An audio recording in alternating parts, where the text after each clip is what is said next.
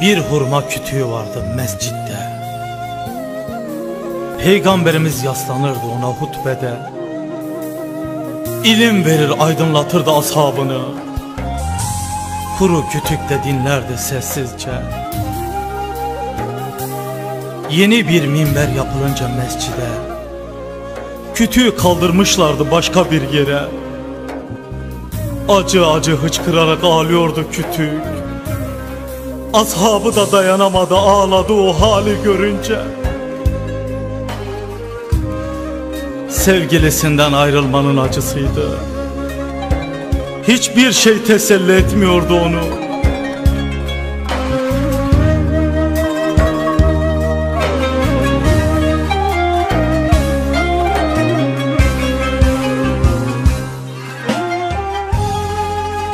Peygamberimizin yanına getirilince sustu.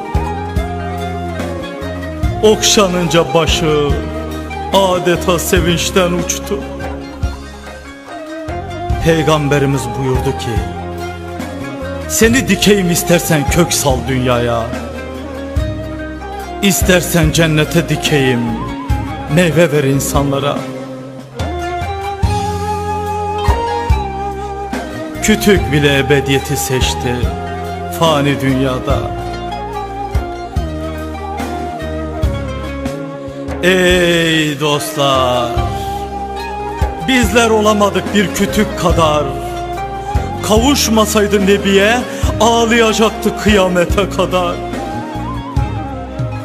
O kuru bir kütükken gerçekleri biliyor da bizler insan olarak nasıl yaşıyoruz dünyada?